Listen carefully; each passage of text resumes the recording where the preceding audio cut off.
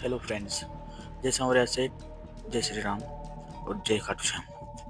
तो यार मैं एक कहानी सुना रहा हूँ आपको। ये कहानी एक रेलवे ट्रैक की है जहाँ पर 20 साल में एक बार ट्रेन आती है। वह ट्रेन 20 साल में एक ही बार आती है। जैसे आज आ गई ना, तो अगले 20 साल बाद आएगी वो। इस तरह से वो 20 साल में एक बार आती है। वो लेकिन मैं आपको एक घटना बताता हूँ कि उस दिन क्या हुआ था।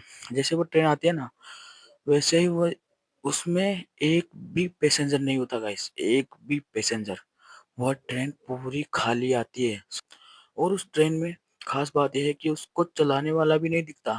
अब वह रहस्य आज तक कोई भी नहीं उगा पाया कि क्या है, लेकिन एक बंदे ने इस रहस्य को पता लगाने की कोशिश की, तो वो चला गया।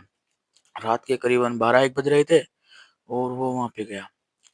वो वहां पे जैसे ही पहुंचा तो वहां से 12-1 बजे तक तो वो इंतजार करता रहा, नहीं आई। 2 बजे ट्रेन आई। उसको यार, प्लेटफॉर्म में आती रहती है ट्रेन तो वो जब जैसे ही आई और वहां पे रुकी, उसने देखा कि उसमें ना तो कोई पैसेंजर बैठा था, ना ही ट्रेन का ड्राइवर, कुछ भी नहीं बैठा था।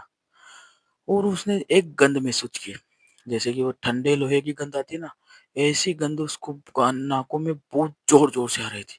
उसको सांस लेने में तकलीफ हो रही थी, इतनी गंध आ रही थी उस लोहे की, ठंडा लोहे की गंध।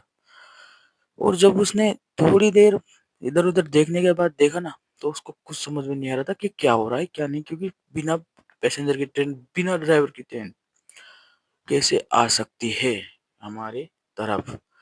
बिना ड्राइवर के ट्रेन चल ही नहीं सकती। वो वहां पे अचंभा रह गया। और सबसे ज्यादा अचंभा वाली बात तो ये थी कि जब उस समझ में नहीं आया था कुछ क्या करें, तो जैसे जमीन में देखा उसने, तो जमीन में से टिकट पड़ा हुआ मिला, जिसकी तारीख थी, उस टिकट की तारीख 2043।